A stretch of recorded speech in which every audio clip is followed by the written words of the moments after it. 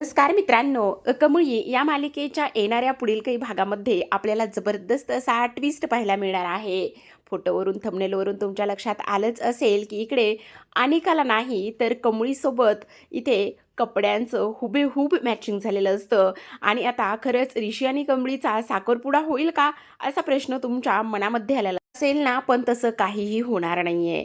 नाही आत्ता तुर्तास तरी कमळी ऋषीचा साखरपुडा होतोय किंवा अनिका आणि ऋषीचा साखरपुडा होतोय, हे सगळं फ्लॉप होणारच आहे. पण काय आहे ना, खूप मोठी गोष्ट घटना गोष्ट घडण्या अगोदर त्याचं स्टेप बाय स्टेप आपल्याला सगळंच काही पाहावं लागणार आहे ना. मग चला सुरुवात करूयात. आता खरं पाहायला गेलं तर इकडे जी काही कामिनी आहे तिने आत्तापर्यंत नयनताराला ब्लॅकमेल करायचं काही सोडलेलं नसतं. पण तिचं असं म्हणणं असतं, नयनतारा तर आता घरामध्ये कोणालाच सांगत नाहीये, मग आपणच जाऊन हा बॉम्ब हा स्फोट घडून आणला पाहिजे, म्हणून तिची सर्व काही तयारी इथे सुरू असते. आता त्यामुळे इकडे ती नयनताराकडे निघालेली असते. तर आता आपण पाहतो की ऋषी कमळीला भेटण्यासाठी गेलेला असतो. का तर ऋषी आता कमळीला गावाकडे जायचं आहे आणि त्यामुळे ती थोडीशी नर्वस आहे. मग आपण तिथे तिच्याकडे जाऊया, तिला भेटूया, बोलूयात आणि म्हणून तिला सरप्राईज देण्यासाठी किंवा तिच्यासोबत थोडासा वेळ घालवण्यासाठी आता इकडे ऋषी निघालेला असतो. आता ऋषी तर निघालेला असतो, पण प्रेक्षकांनो जेव्हाच तो तिच्या जवळ अगदी जवळ जात असतो तेव्हाच आता नयनताराने फोन केलेला असतो. नयनताराला त्रास होत असतो म्हणून तो धावतच येतो आणि म्हणत असतो, आई काय झाले तुला, सांग ना, तू बरी तर आहेस ना, तुझी तब्येत तर ठीक आहे ना, तू अशी का झाली आहेस, असं बोलत असतो. पण तेवढ्यातच आता तिथे कामिनी, नयनतारा आणि अनिका आलेले असतात. आता त्या म्हणत असतात की खरं तर तुमचं लग्न ठरलं आहे आणि तुमचं लग्न आम्ही लावून देणार आहोत. ऋषी तुझा साखरपुडा ठरलाय. तेव्हा तो म्हणत असतो, काय बोलताय तुम्ही हे, तुमची असं बोलण्याची हिंमत कशी झाली, असं सुद्धा तो इथे बोलतो. त्याचबरोबर आपण पाहतो की इकडे आता जी कामिनी आहे तिने सांगितलेलं असतं की हा जो काही साखरपुडा आहे ना, तो माझ्या अनिकासोबत ठरलेला आहे. पण आता तेव्हा ऋषी मात्र त्या सगळ्या गोष्टीसाठी स्पष्टपणे नकार देत असतो. आणि तेव्हाच इकडे आता नयनताराला चक्कर येते आणि ती खाली पडते. तिचा बीपी पूर्ण लो होत असतो. किती नाही म्हटलं तरी सुद्धा इथे आपल्या मुलीच्या प्राजूच्या काळजीमुळे ह्या सगळ्या गोष्टी होत असतात. तिच्या लगेचच डॉक्टरांना बोलवण्यात येतं आणि डॉक्टर आल्यानंतर आपण पाहतो की इकडे डॉक्टर म्हणत असतात, काय हे किती टेन्शन देताय तुम्ही त्यांना, आणि त्यांना एवढं टेन्शन आणि एवढा ट्रेस तुम्ही अजिबात देऊ नका. त्यांची तब्येत दिवसेंदिवस ढासळत चाललेली आहे. त्या दिवशी पण सेम असंच काहीसं झालेलं होतं, मग तरीसुद्धा अजून त्यांच्या तब्येतीची तुम्ही लोक काळजी का घेत नाहीयेत, असं डॉक्टर सांगतात. त्यावर लगेचच आता ऋषी म्हणत असतो, तुम्ही नका काळजी करू, आईला काही होणार नाही, मी आईला काही एक होऊ देणार नाही, असं इकडे तो बोलत असतो. त्याचबरोबर आपण पाहतो की इकडे आता डॉक्टरांनी काही गोष्टी सांगितलेल्या असतात आणि त्या गोष्टी पाळण्यासाठी हे सगळं काही ते सुरू असतं. आता इकडे कामिनी आणि त्याचबरोबर अनिका म्हणत असतात, काही जरी झालं ना तरी सुद्धा इकडे आता जी आपली नयनतारा आहे तिला काहीच झालं नाही पाहिजे असा विचार ती लोक करतात.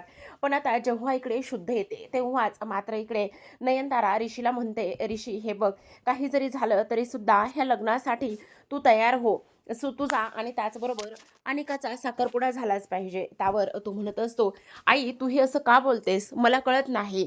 हे बघ ती मुलगी कशी आहे, हे बघ ऋषी, आत्ता तुला माझं ऐकायचं नाहीये का, प्लीज, मी तुझ्याकडे कधीच कोणतीच गोष्ट मागितली नाही आणि इथून पुढे मागणार सुद्धा नाहीये, फक्त एवढं माझं हे ऐक. त्यावर तो म्हणत असतो, ठीक आहे आई, तुला जर ह्या सगळ्या गोष्टीमध्ये आनंद असेल आणि तुला हेच जर माझ्यासाठी योग्य असेल तर ठीक आहे, मी तिच्यासोबत साखरपुडा करण्यासाठी तयार आहे. पण लक्षात ठेव, फक्त हा साखरपुडा मी तुझ्यासाठी आणि फक्त तू म्हणतेस म्हणूनच करणार आहे, असं ऋषीने सांगितलेलं असतं. आता इकडे ह्या तिघींना सुद्धा प्रचंड आनंद होत असतो की ऋषीने आता इथे साखरपुड्यासाठी होकार दिलेला आहे. पण ही गोष्ट मात्र कमळीला समजल्यानंतर कमळी विचार करत असते, हे सगळं काय आहे, ह्या सगळ्या गोष्टी अशा व्हायला नको आहेत. त्यावर इकडे ऋषी बाहेर जात असतो आणि बाहेर जात असताना मात्र इकडे अनिका त्याच्याकडे पाहते, पण ऋषी मात्र तिच्याकडे खूपच रागाने पाहत असतो. आता इकडे साखरपुड्याच्या खरेदीची तयारी सुरुवात झालेली असते. इकडे जे आपल्या अन्नपूर्णा मॅडम आहेत त्यांना तर ह्या सगळ्या गोष्टी कशामुळे होत आहेत, का होत आहेत, ह्या गोष्टी अजिबात समजत नसतात आणि त्या विचार करतात हे सगळं खरंच होणं गरजेचं आहे का? म्हणजे कुठल्या डिप्रेशनमध्ये येऊन किंवा कुठल्या ताणतणावामध्ये येऊन हा निर्णय तर घेतला नसेल ना रे राजन, असं इकडे त्या बोलतात. त्यावर राजनसुद्धा म्हणत असतो, आई मलासुद्धा तसंच वाटतंय. बघ ना, साखरपुडा ठरला काय आणि त्याचबरोबर आज इकडे साखरपुड्याची खरेदीसुद्धा सुरू आहे. लग्न ठरवलं ह्या लोकांनी आणि आपल्याला तर काहीच माहिती नाही आहे. त्यावर लगेच आता इकडे अन्नपूर्णा म्हणत असतात, असू दे, शेवटी किती नाही म्हटलं तरीसुद्धा अनिका आपली नातच आहे. तिच्या आनंदात आपला आनंद आहे. त्यावर आता जी रागिणी आहे ती म्हणत असते, आई हे बघा, काही जरी झालं ना तरीसुद्धा इथे माझ्या मुलीच्या कार्यक्रमामध्ये कोणतीच गोष्ट कमी पडता कामा नये. मला सगळं काही व्यवस्थित हवं आहे आणि आपण इकडे त्यांच्या दोघांचे सुद्धा एंगेजमेंटचे जे आउटफिट्स आहेत ते घेण्यासाठी घरीच डिझायनर बोलवणार आहोत. तेव्हा आपण पाहतो की आता इकडे लगेचच अन्नपूर्णाने आपल्या कमळीला सुद्धा कॉल केलेला असतो आणि तिला कॉल करून बोलावून घेतलेलं असतं. पण आता आपण पाहतो की ह्या सगळ्या गोष्टी जेव्हा अनिकाला समजतात तेव्हा मात्र अनिकाला खूप राग येतो. ती चिडचिड करत असते. ती म्हणत असते, काय गरज होती त्या कमळी टिंबळीला बोलवण्याची? इथे ती समजते कोण स्वतःला आणि ह्या सगळ्या गोष्टी कशामुळे होत आहेत असं सुद्धा ती इथे बोलत असते. त्याचबरोबर प्रेक्षकांनो, आपण पाहतो की आता लगेचच इकडे दुसऱ्या बाजूला ऋषीला सुद्धा अन्नपूर्णाने बोलवून घेतलेलं असतं आणि ते दोघंजण बोलत असतात. आता ती म्हणत असते, ऋषी हे बघ, तू माझ्या पोटी जन्माला आला नाही आहेस किंवा तू आमच्या घरामध्ये जन्माला आला नाही आहेस, पण एक माणूस म्हणून, एक मुलगा म्हणून तू खूप चांगला आहेस हे मला चांगलंच माहिती आहे. पण तू जर हा निर्णय कुणाच्या किंवा कुठल्या दबावाखाली जर घेत असशील तर प्लीज असं करू नकोस. तेवढ्यातच तिथे आता कामिनी येते आणि ती म्हणत असते, काय बोलतेस वहिनी तू हे? अगं तुझ्या नातीचं तुला चांगलं झालेलं पाहवत नाही की काय? अशी का बोलतेस गं तू? हे बघ, असं काहीही नाही आहे आणि तो आनंदातच आहे, तो खुश आहे. तू उगाचच नाही त्या गोष्टी बोलू नकोस बरं, असं म्हणून ती तिला शांत करण्याचा प्रयत्न करत असते. त्याचबरोबर आपण पाहतो की आता सगळेजण खरेदीसाठी जमलेले असतात. इकडे ऋषीच्या घरचे सुद्धा सगळे आलेले असतात आणि इकडे सुद्धा ही लोकं सगळीजण जमा झालेली असतात. तेव्हाच आपण पाहतो प्रेक्षकांनो की आता इकडे मात्र जी अन्नपूर्णा आहे त्यासुद्धा इकडे कमळीला म्हणत असतात, हे बघ कमळी, माहिती आहे तू सुद्धा माझ्या नातीसारखीच आहेस. मग तू एक काम कर, तुला सुद्धा एक छान असा ड्रेस घे.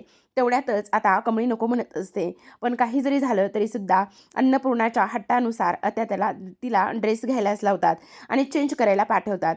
आता तिने घेतलेला ड्रेस ती चेंज करायला जाते तर इकडे ऋषीचा सुद्धा आउटफिट सिलेक्ट झालेला असतो आणि तो सुद्धा चेंज करून आलेला असतो. आता जेव्हाच ते दोघंजणं चेंज करून येतात तेव्हा दोघांच्या ड्रेसचा रंग, त्याचबरोबर सगळं काही डिझाईन वगैरे हे सेम झालेलं असतं आणि हे सगळं काही समोर पाहिल्यानंतर अनिकाला खूप राग येतो. अनिकाला राग आल्यानंतर इकडे कामिनी कशीबशी तिला शांत करण्याचा प्रयत्न करत असते. पण आता ऋषीचा ड्रेस जो आहे तो इथे अनिकाने सिलेक्ट केलेला असतो. त्यामुळे ती लगेचच कात्री घेते आणि कात्री घेऊन आता ऋषीने घातलेला ड्रेस जो आहे तो कात्रीने कर कापून टाकण्याचा प्रयत्न करत असते. पण आता ऋषी मात्र एक तोंडातून अवक्षरसुद्धा काढत नाही. कारण इकडे हे सगळं काही नकळतपणे जुळून आलेलं असतं. पण खरंच ऋषी एका पॉईंटला विचार करतो, इथे अनिकाच्या जागी जर खरंच कमळी माझ्या आयुष्यात आली तर किती चांगलं होईल, असा विचार मात्र त्याच्या मनामध्ये येतो. इकडे मात्र आता अन्नपूर्णा म्हणत असते, काय चालले अनिका, मूर्ख आहेस का? मी तिला तो ड्रेस सिलेक्ट करून दिला होता, त्यात त्या पोरीची काय चूक आहे? आणि इकडे ऋषीला तू ड्रेस इथे चूज केला होतास ना, मग असं का वागतेस? तेव्हा ती म्हणते, नाही, त्या दोघांचं मॅचिंग झालंय ते मला अजिबात सहन होणार नाही आणि म्हणूनच ती आता ऋषीचा ड्रेस कात्रीने कापत असते. तर प्रेक्षकांनो, अशाच नवनवीन डेली मालिकांचे अपडेट्स आणि ट्विस्ट रिव्ह्यू जाणून घ्यायचे असतील, पाहायचे असतील तर नक्की चॅनलला सबस्क्राईब करा. भेटूयात उद्याच्या भागामध्ये. तोपर्यंत पाहत रहा कमळी.